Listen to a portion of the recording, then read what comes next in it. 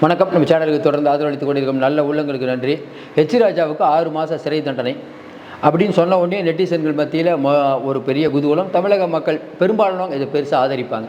ஏன்னா கடந்த காலத்தில் ஹெச் ராஜா பேசிய வார்த்தைகள் பெண்களை பற்றியும் நீதிமன்றங்களை பற்றியும் யாரையும் மதிக்காமல் எல்லா சமூகத்தையும் குறிப்பாக சிறுபான்மை இஸ்லாமிய சமூகத்தை அவர் பேசிய விதம் இதெல்லாம் வச்சு பார்க்கும்போது அவருக்கான ஒரு பெரிய எதிர்ப்பு அப்படிங்கிறது தமிழ்நாட்டில் அதிகமாக இருக்கும். ஹெச் ராஜா பற்றி அதாவது நீங்கள் திட்டி போட்டிங்கன்னா அவ்வளோ கமெண்ட்ஸ் வரும், நல்லா ரெஸ்பான்ஸ் கிடைக்கும். இதுதான் இன்றைக்கி நிலவரம்.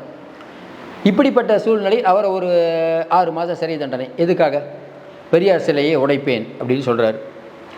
இதுக்கு முதல்லையே அவருக்கு தண்டனை கொடுத்துருக்கணும். கனல் கண்ணன் இதே மாதிரி தான் பேசி உள்ளே இருந்துட்டு இப்போ தான் வெளில வந்திருக்காரு. அதுக்கப்புறம் பார்த்தீங்கன்னா இப்போ தான் கஸ்தூரி அவர்கள் அது ஒரு சர்ச்சை பேச்சு அவங்க உள்ளே வந்துட்டு வந்தாங்க. இவர்களுக்கு மட்டும் ஏன், அதாவது ஹெச் ராஜாவுக்கு மட்டும் ஏன் இந்த சிறப்பு சலுகைன்னு பெரும்பாலும் எல்லோரும் கேட்க ஆரம்பித்தாங்க.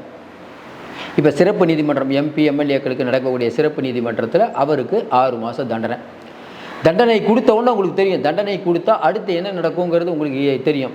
அது எப்படிங்க அவர் ஜெயிலுக்கு போயிடுவார்? அவர் தான் பிஜேபியோடைய இப்போ இன்சார்ஜ் ஆச்சே. அதுவும் பிஜேபியில் இருக்கக்கூடியவர் இந்துத்துவவாதி. அவர் எப்படி கை வச்சிட முடியுமா அப்படின்னா நீங்கள் நினைக்கிறது சரிதான். அவருக்கு மேல்முறையீடு பண்ணுவதற்கு கால அவகாசம் கொடுக்கப்பட்டிருக்கு. இந்த வழக்கை பொறுத்த வரைக்கும் இன்றைக்கி நீதிமன்றம் சிறப்பு நீதிமன்றம் அவருக்கு இந்த தண்டனையை கொடுத்தது சரியா அப்படின்னா பெரும்பான்மையான மக்கள் சரி. அதையும் தாண்டி இன்றைக்கி மேல்முறையீடு பண்ணாலும் இந்த கேஸில் அவர் வெளியில் வர முடியுமா அப்படிங்கிறது சட்ட நிபுணர்களை கேட்டால் சந்தேகம்தாங்க. ஏன்னா இந்த விஷயத்தை பொறுத்த வரைக்கும் பெரியார் சிலையை உடைப்பேன் அப்படின்னு சொன்னது மிகப்பெரிய விஷயம். ஏற்கனவே ஒரு முன்னுதாரணம் இருக்குது. கனல் கண்ணன் அவர்கள் உள்ளே போயிட்டு வந்திருக்கார். அப்போ இவர் வெளியில் வர்றது கொஞ்சம் கஷ்டம்தான். ஏதாவது ஒரு பெரிய அதிசயம் நடந்தால் ஒழிய என்ன நடக்கும்னு உங்களுக்கு யூகத்துக்கே விட்டுருவோம். ஆனாலும் இன்றைக்கி சட்டம் தன் கடமையை செய்ய நம்ம நினைக்கிறோம். ஹெச் ராஜா அவர்கள் இந்த 6 மாத தண்டனை அது அவருக்கு பெரியார் சிலையை உடைப்பேன் மட்டும் இல்லாமல் கனிமொழி அவர்களை பற்றி பேசிய பேச்சு அதுக்கும். ஆனால் இப்போ அபராதத்தை உடனே கட்ட சொல்லிட்டாங்க. ஏன்னா உடனே அபராதத்தை கட்டணும் அப்படின்ட்டாங்க. கடந்த காலங்களில் பெண்களை பற்றி ஹெச் ராஜா அதுவும் குறிப்பாக பார்த்தீங்கன்னா கனிமொழி அவர்களை பற்றி அவர் பேசிய பேச்செல்லாம் ரொம்ப நாகரிக குறைவான பேச்சு. இது தமிழ் சமூகம் ஏற்றுக்காது. பிஜேபியிலே இது அண்ணாமலைக்கெல்லாம் உடன்பாடான்னு முதல்ல தெரியணும். பேசுகிறது ரொம்ப மரியாதையாக நாங்கள் பேசுகிறோம் அப்படின்னு சொல்லிக்கிட்டு அவர்கள் பண்ணுற விஷயம். இந்த ஹெச் ராஜா அவர்களுக்கு அடுத்து என்ன ஆகும்? ஏற்கனவே அவர் ரிட்டையர்ட் ஆன மாதிரி இன்றைக்கி ஒரு வயசானவர் வீட்டில் வெளியில் உட்காந்துருப்பார். அந்த மாதிரி உட்கார வச்சுருக்காங்க.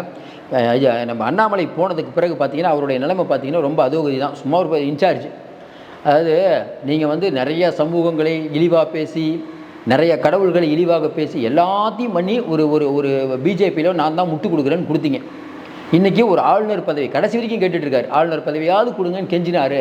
கடைசியாக அந்த ஆளுநர் பதவி இல்லை. வெளியூருக்கு போனால் எனக்கு ஃபஸ்ட் யார் கூட்டுறது தான் ரூம் வேணும்னு கேட்டார். பார்த்தா வெளியூரே யாரும் ஒரு ரூமே போடல. ஏன்னா அண்ணாமலை சொன்னது என்ன? அமைதியாக உட்காந்துருங்க.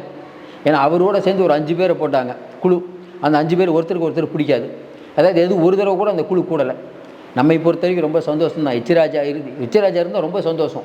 அண்ணாமலையை விட ஹெச் ராஜா இருந்தால் பிஜேபி வளரவே வளராது. அதில் தமிழ்நாடு மக்களுக்கு தெரியும். அப்போ ஹெச் ராஜாவுக்கு அடுத்து என்ன நடக்கும்? தமிழ்நாடு அரசு அதெல்லாம் இவங்க போய் மேல்முறையீடு பண்ணும்போது கண்டிப்பாக அப்ஜெக்ட் பண்ணுவாங்க. போனதில் எப்படி கஸ்தூரி அவர்களுக்கு அப்ஜெக்ட் பண்ணாங்களோ அதேமாதிரி அப்ஜெக்ட் பண்ணுவாங்க. வெளிப்படையாக பார்த்தா இதுலேருந்து அவர் தப்பிக்கிறது கஷ்டம்தான். ஏன்னா ஒரு 6 மாதம் கனிமொழி அவர்களும் சும்மா விட மாட்டாங்க, அவங்களும் போடுவாங்க. அப்போ இந்த விஷயம் ஹெச் ராஜாவுக்கு ஒரு சிக்கல். ஹெச் ராஜாவுக்கு ஒரு சிக்கல் அப்படிங்கிறது இனிமேல் வரக்கூடியவர்களுக்கு இந்த மாதிரி அநாகரிகமாக பேசுகிறவங்களுக்கு ஒரு சவுக்கடியாக இருக்கணும். அவங்களுக்கு தண்டனை கொடுக்கணும் தான் பெரும்பாலான மக்கள் நினைக்கிறாங்க. அதாவது கஸ்தூரிக்கு நீங்கள் தண்டனை கொடுத்துட்டோம். நம்ம எஸ்வி சேகர் அவர் வழக்குன்னு அது பாட்டுக்கு இழுத்துட்டு போயிட்டு இருக்குது. இன்னும் குறிப்பாக பார்த்தீங்கன்னா ட்விட்டரில் ஒரு கருத்தை போட்டுட்டு ஏன் கருத்து இல்லைன்னு கடந்த காலத்தில் சொன்னார் ஹெச் ராஜா. அட்மின் போட்டார். ஏன்னா பிஜேபியில் எப்பயுமே ஒரு விஷயத்தை வீரமாக பேசுவாங்க, அப்படியே டக்குன்னு அப்படியே விட்டுருவாங்க. இதுக்கு பிறகு பார்த்தீங்கன்னா செந்தில் பாலாஜி வரைக்கும் உச்சநீதிமன்றத்தில் அவருடைய ஜாமீனை கேன்சல் பண்ணுங்கிற கேஸ்.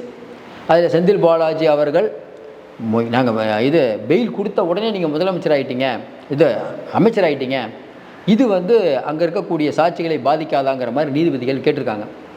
அதுக்கு கொஞ்சம் ஒத்தி வச்சுருக்காங்க. ஆனால் செந்தில் பாலாஜி தரப்பில் கேட்கும்போது இல்லைங்க அதெல்லாம் நாங்கள் நமக்கு தெரிஞ்சு சமாளிச்சுருவாங்க, இது பெரிய விஷயமா இருக்காதுன்னு தான் நம்ம நினைக்கிறோம். ஏன்னா சாட்சிகளை மிரட்டுறதுக்கான வலுவான ஆதாரம் இது வரைக்கும் இல்லை, பிறல் சாட்சின்னு இது வரைக்கும் யாரும் இல்லை. அதனால் செந்தில் பாலாஜிக்கு லைன் கிளியர் அப்படிங்கிற மாதிரி தான் தெரியுது.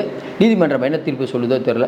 மற்றபடி இந்த விஷயங்கள் ஹெச் ராஜாவுக்கு ஒரு 6 மாத தண்டனைங்கிறது தான் இன்றைக்கி மிகப்பெரிய விஷயமாக சோஷியல் மீடியாலாம் பேசப்படுது. தண்டனையை நிறுத்தி வச்சுருக்காங்க. பொறுத்திருந்து பார்ப்போம். மீண்டும் சந்திப்போம். நன்றி, வணக்கம்.